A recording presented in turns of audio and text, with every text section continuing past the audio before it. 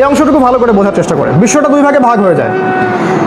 একটা অংশে চলে যায় ইহুদিরা, খ্রিস্টানরা এবং মুশরিকরা। ইহুদিরা, খ্রিস্টানরা এবং মুশরিকরা। আরেকটা অংশে চলে আসে মুসলিমরা। এই দুইটা ভাগে বিশ্বটা ভাগ হয়ে যায়। এবার ইহুদি, খ্রিস্টান, মুশরিকদের মধ্যে আবার দুইটা গ্রুপ হয়ে যায়। একটা গ্রুপ হচ্ছে তারা গডলেস, তাদের কাছে ধর্ম কোনো বিষয় না, তারা জুলুম, ফাসাদ আর পাপাচারের বলে, ক্ষমতার বলে সারা বিশ্ব শাসন করতে শুরু করে। কিন্তু ইহুদি খ্রিস্টানদের মধ্যে আরও একটা দল ছিল যাদের হৃদয়টা করাপ্টেড ছিল না। তারা আজ পর্যন্ত তাদের ধর্মের যে বেসিক জিনিসগুলো আছে সেগুলো এখনও ধরে রেখেছে। কোরআনও এটার দলিল। সব ইহুদি, সব খ্রিস্টান যে খারাপ বা তাদের সাথে যে আমাদেরকে শত্রুতা করতে হবে এমনটা কোরআন শিক্ষা দেয়নি।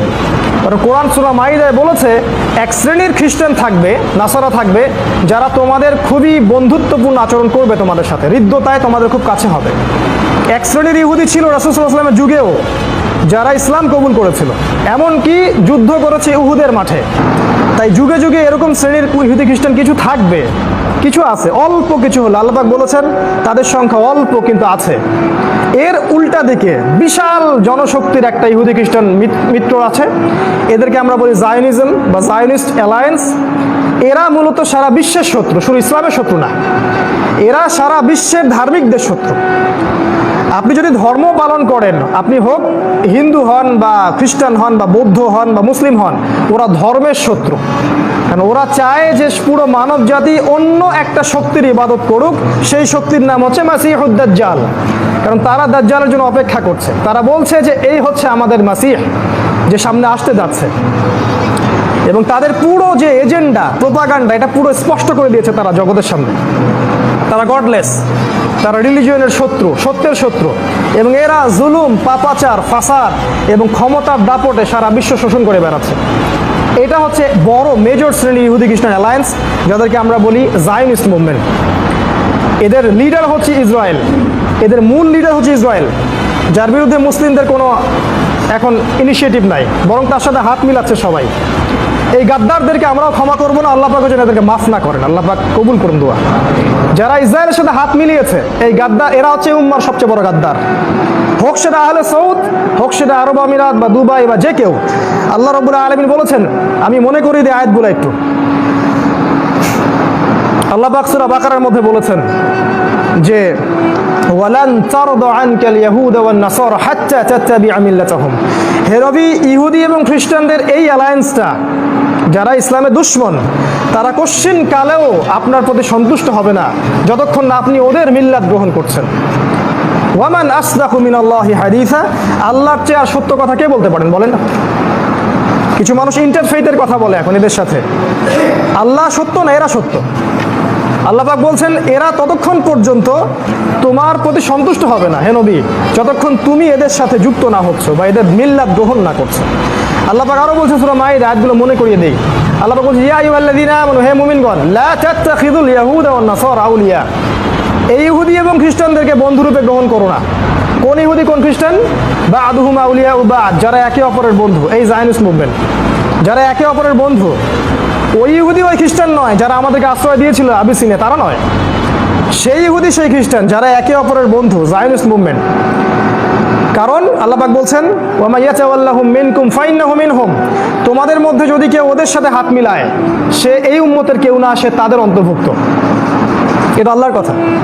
যারা এদের সাথে হাত মিলাচ্ছে, অ্যালায়েন্স করছে, তারা আমাদের উম্মার কেউ না। সে যেই হোক না কেন, হোক সে মুসলিম বা মুনাফেক বা অমুক আরব রাষ্ট্রের নেতা বা যে কেউ, তুমি আমাদের উম্মতের কেউ না। তোমাকে আমরা কিয়ামতের মাঠে দেখে নিব ইনশাআল্লাহ। এই পুরো গাদ্দারির হিসাব আল্লাহর কাছে দিতে হবে, উম্মার সাথে গাদ্দারি। আরও বলেছেন আল্লাহ পাক, এখানে দুইটা শ্রেণী পেলেন, ইহুদি এবং খ্রিস্টান, যারা একে অপরের সাথে বন্ধুত্ব করেছে। আর একটা শ্রেণীর কথা আল্লাহ পাক বলেছেন যে সূরা মাইদার মধ্যেই আছে, হে নবী, লাতাজিদান্না আশাদ্দান নাস আদাওয়াতাল লিল্লাযীনা আমানু আল ইয়াহুদ ওয়াল্লাযীনা আশরাকু। এবার দেখেন আল্লাহ পাক বলছেন, হে নবী, আপনি দেখবেন মুমিনদের সাথে সবচেয়ে কঠিন শত্রুতা পোষণ করে দুই শ্রেণীর মানুষ। কোরআনেই আছে দুই শ্রেণীর মানুষ। এক শ্রেণী হচ্ছে আল ইয়াহুদ, ওই ইহুদি যারা জায়নিস্ট মুভমেন্টের সাথে জড়িত, এবং দ্বিতীয় হচ্ছে আল্লাযীনা আশরাকু, যারা শিরক করে, মুশরিক। এই জন্যই দেখবেন নেতানিয়াহু মোদিকে ডাকে, এমনি ডাকে না, কোরআন আমাদের সামনে সব বলে দিয়েছে, কিন্তু আমরা কোরআনিক পররাষ্ট্রনীতি বাদ দিয়ে অন্য জায়গা থেকে হেদায়েত নিচ্ছি। কোরআন বলেছে আমাদেরকে এরা তোমাদের প্রতি সবচেয়ে কঠোর, আমরা ওদের সাথে অ্যালায়েন্স করতে চাই, আমরা বলি বন্ধু রাষ্ট্র, আমরা এইসব কথা বলি। আল্লাহ পাক বলছেন এই ইহুদি এবং এই মুশরিকরা তোমাদের সবচেয়ে বড় শত্রু। এই আয়াতে আল্লাহ পাক বলেছেন যে কিছু নাসারাকে তোমরা পাবে যারা ভালোবাসা হৃদ্যতা তোমাদের কাছাকাছি হবে, কারণ ওদের সাথে ওই নাসারাদের মধ্যে কিছু পাদ্রী দরবেশ টাইপের মানুষ আছে যারা এই দুনিয়াবি ফাসাদ থেকে বৈরাগ্যতা অবলম্বন করেছে। রুহবান আহবার বলা হয় এদেরকে। এখানে আপনি ওয়ার্ল্ড পলিটিক্স বুঝতে পারছেন, জিও পলিটিক্স, যে এই পুরো বিশ্বের মধ্যে সবচেয়ে শক্তিশালী এখন অ্যালায়েন্সটা হচ্ছে জায়নিস্ট মুভমেন্ট। কোন জায়নিস্ট? যারা সেই সব ইহুদি এবং সেই সব খ্রিস্টান যারা একে অপরের বন্ধু, যারা প্রকাশ্য ইসলাম এবং সত্যের বিরোধিতা করছে, ধর্মের বিরোধিতা করছে, এবং সারা বিশ্বকে তারা জুলুম, পাপাচার, ফাসাদ এবং অন্যান্য যে অস্ত্রগুলো আছে এগুলো দিয়ে শোষণ করার চেষ্টা করছে। They want to rule the world. তারা এই ওয়ার্ল্ডটাকে শাসন করতে চায় অন বিহাফ অফ দাজ্জাল, দাজ্জালের পক্ষ থেকে। কেন বললাম? কারণ এরাই জেরুজালেম মুক্ত করেছে ইহুদিদের জন্যে 1914-এ। এরাই জেরুজালেমকে উন্মুক্ত করে ইহুদিদেরকে আসার জায়গা করে দিয়েছে। এরাই প্রথম বিশ্বযুদ্ধ লাগিয়েছে, এরাই দ্বিতীয় বিশ্বযুদ্ধের পর ইহুদি রাষ্ট্র গঠন করে দিয়েছে, এরাই জেরুজালেমকে রাজধানী ঘোষণা করলো। এখনো আপনারা অপেক্ষা করছেন কবে মাসিহুদ দাজ্জাল আসবে? এই জন্য সবাই অলরেডি সেখানে প্ল্যান, ওদের মঞ্চ প্রস্তুত। শেষ পেরেকটা খালি কফিনে ঠোকানো বাকি আছে, সেটা হচ্ছে মালহামা, সামনে যেটা আসছে। এই বিশ্বের অবস্থা, এখানে আপনি দেখবেন ইহুদি খ্রিস্টানদের মধ্যে এইভাবে দলাদলি হয়ে গেছে। দুইটা দল মেজর, এক দল তারা জুলুম এর বলে বিশ্ব শাসন করছে, আর এক দল কিছু অল্প কিছু মানুষ আছে তাদের মধ্যে যারা হৃদ্যতা ভালোবাসায় মুসলিমদের কাছাকাছি হবে। আর মুসলিমদের দিকে এবার তাকান, আরেকটা দল যেটা বিশ্বের মধ্যে আছে, এই মুসলিমদের মধ্যেও দুইটা দল, মেজর দুইটা দল, একটা হচ্ছে মুমিন আর একটা হচ্ছে মুনাফিক। একদল মুমিন, একদল মুনাফিক। মুনাফিকদের ব্যাপারে আপনারা সবাই জানেন, যা বলে তা রক্ষা করে না, আমানতের খেয়ানত করে, আর কথা বললেই মিথ্যা কথা বলে। প্রত্যেকটা খাসলতই এদের সাথে মিলে যায়, হোক সেটা মানে পারিবারিক মুনাফিক থেকে বৈশ্বিক মুনাফিক, প্রত্যেকের খাসলতই সেম। কথা বললে কথা রাখবে না, কথা দিলে কথা রাখবে না, কথা না রাখাই ওর সুন্নাহ। আমানত দিবেন, খেয়ানত করবে, খেয়ানত করাই ওর সুন্নাহ। ওয়াদার খেলাপ করবে এবং একে অপরের সাথে গালিগালাজ করবে। আরও আছে ওদের আলামত, ফজরের নামাজ পড়বে না, ঈশার নামাজ পড়বে না, বা অলসতা করবে, জামাতে আসবে না। কোরআন হাদিসের সরাসরি বিরোধিতা না করলেও ভিতরে ভিতরে ওদের সাথে অ্যালায়েন্স গঠন করবে, ইসলামের বিরুদ্ধে কাজ করবে, ইসলামটাকে হাস্যকর রূপে সমাজের সামনে তুলে ধরবে। অনেক আলামত আছে। মুনাফিক চিনতে হলে একটা সূরা পড়বেন, আমি বলে দিচ্ছি, মুনাফিক চিনতে হলে একটা সূরা যথেষ্ট, সেটা হলো সূরাতুত তাওবা। সূরা তাওবা বলে দিবে আমার ভিতরে ঈমান আছে না নিফাক আছে। আর আরেকটা শ্রেণী হলো মুমিন শ্রেণী। এই মুমিন শ্রেণীর মধ্যে আরো সমস্যা বেশি। এদের মাঝে আবার শতদা বিভক্ত, হাজার হাজার লক্ষ লক্ষ দল আছে। একটা দুইটা না, লক্ষ লক্ষ দল আছে। মাযহাবী দলাদলি হোক, আর আপনার তরিকার দলাদলি হোক, আর অ্যাসোসিয়েশন ওয়াইজ দলাদলি হোক, যেটাই হোক, শতদা বিভক্ত। এখন সমাধান ওই যে নবী সাল্লাল্লাহু আলাইহি ওয়াসাল্লাম বলেছেন, মা আনা আলাইহি ওয়া আসহাবি, আমি যার উপরে আছি আমার সাহাবীরা যার উপরে আছেন। দুর্ভাগ্যজনক, এই 1700 সাল থেকে 2020 পর্যন্ত এই হাদিসের বেসিসেই আবার অনেকগুলো দল হয়ে গেছে। সবাই বলছে আমি সাহাবীদের উপরে আছি, আমি সাহাবীদের উপরে আছি, কিন্তু কারোর মধ্যে কোনো হৃদ্যতা, কোনো অ্যালায়েন্স নাই, সবাই শতদা বিভক্ত। এই হলো মুমিনদের অবস্থা। এর ফলে কি হয়েছে? এর ফলে আমাদের অর্থনীতি দুর্বল হয়ে গেছে, আমাদের পররাষ্ট্রনীতি দুর্বল হয়ে গেছে, ধর্মীয় সম্প্রীতি নষ্ট হয়েছে। আমরা একে অপরের সাথে হিংসা, গীবত, তহমত, কাদা ছড়াছড়িতে ব্যস্ত আছি। আর ওই জেরুজালেম প্রস্তুত হয়ে গেছে দাজ্জালের জন্য। এই 300 বছরে এগুলোই হয়েছে বেশি বেশি। তবে একটা হাদিস আপনাদেরকে বলতে চাই, এটা আমার মনে হয় যুবক ভাইদের হৃদয়ে নাড়া দিবে।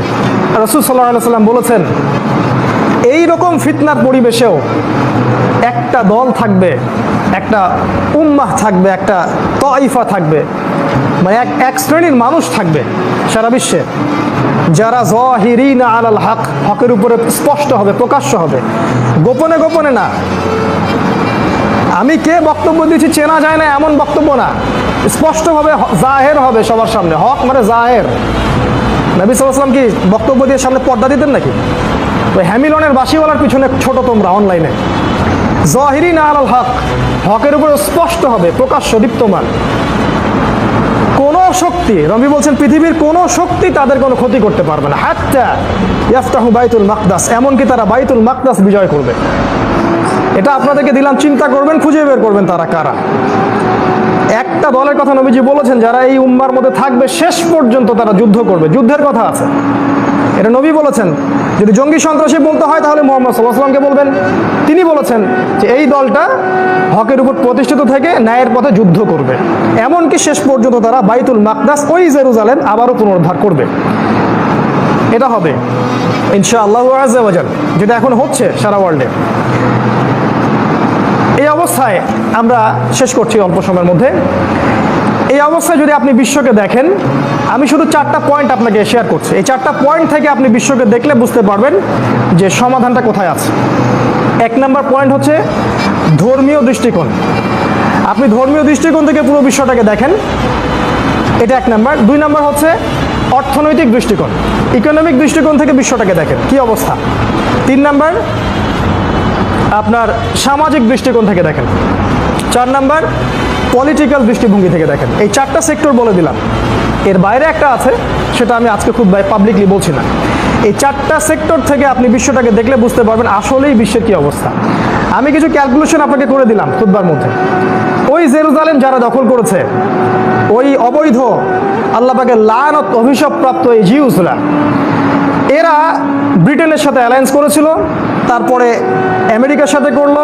এখন তাদের বড় অ্যালায়েন্স আছে, ব্রিটেন, আমেরিকা, ফ্রান্স, জার্মানি, এইদিকে অস্ট্রিয়া হাঙ্গেরি, এই পাশের আমেরিকা, ওইদিকে অস্ট্রেলিয়া, এইদিকে ইন্ডিয়া, পুরো বিশ্বের বড় বড় পরাশক্তিগুলো করে হাত করে নিয়েছে।